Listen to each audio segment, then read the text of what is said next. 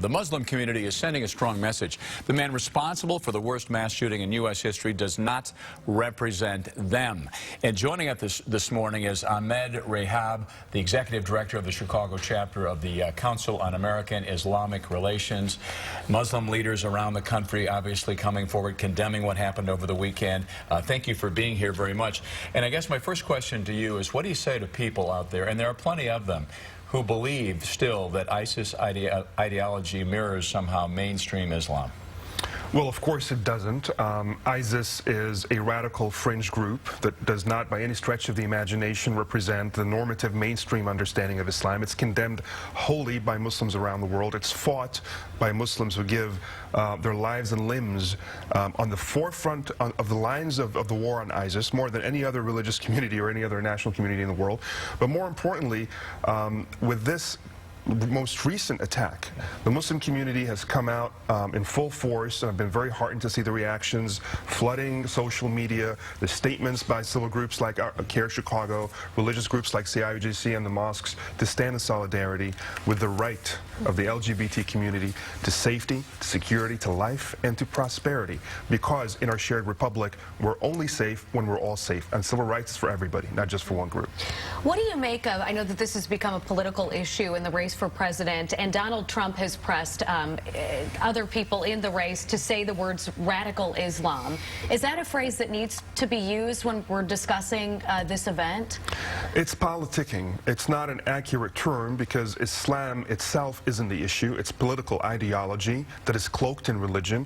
But the reason Trump and others are coming out now is to exploit a tragedy for their own personal and political gain. And I think it's quite disgusting. Not only does it put the Muslim community in harm's way because it generalizes an individual action to an entire community that has nothing to do with it, but moreover, it's offensive to the LGBT community because it takes away attention from the violent homophobic motive of this crime and prepackages it into the script that many in the media and in politics love to talk about, and that is, it's a simple little neat package of ISIS. Well, this individual was not just radicalized. Maybe he was, maybe he wasn't. He was conflicted, he was troubled, he was a violent wife beater, he frequented the club and tried to pick up men there, according to most recent reports. Maybe he was conflicted about his sexuality.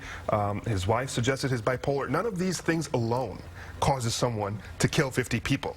A bipolar person will not just go out and kill 50 people. But a confluence of things came together, and this person made an individual decision to snap and commit this evil, heinous crime against the LGBT community and against America and the world, as far as I'm concerned.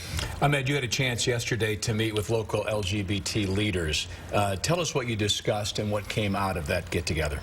We came together in our office and we were very open and honest with each other. We shared our emotions. We stood in solidarity with one another. The message is very clear.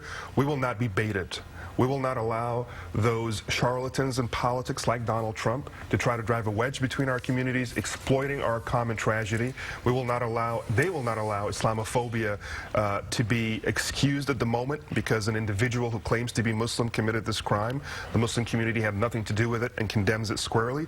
And we made it very clear that as Muslims, conservative, liberal, religious, or non, as Muslims, all of us, we're going to stand in solidarity to say, absolutely, the LGBT community is entitled, has every right to life, to safety, to prosperity, and we will stand up for that right.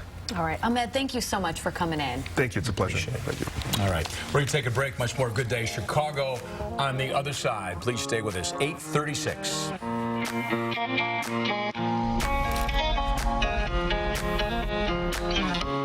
Order Jimmy John's sandwich delivery today. Jimmy John's, freaky fast sandwiches. Diamonds, the jewelry exchange, has half-carat solitaires for $4.99, 1-carat $9.90, 2-carat solitaires for $19.90, and 1-carat studs are $5.99. We have most sizes and grades of GIA diamonds, guaranteed the lowest price. Buy direct, the jewelry exchange in Villa Park. What is Huntington Learning Center? It's the I've Got This Center.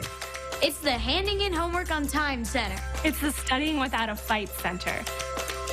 It's the Hello Honor Roll Center. It's the I Know the Answer Center. It's the Ready for the SAT and ACT Center. Huntington Learning Center, improving grades, test scores, and confidence since 1977. Call 1-800-CAN-LEARN today. Personalized attention, proven results.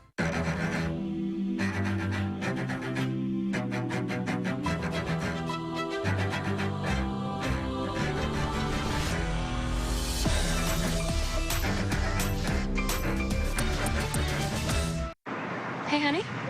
You remember to lock the Buick, right? Of course I do. I'd never forget that. The Buick Remote Link app, now available in every Buick.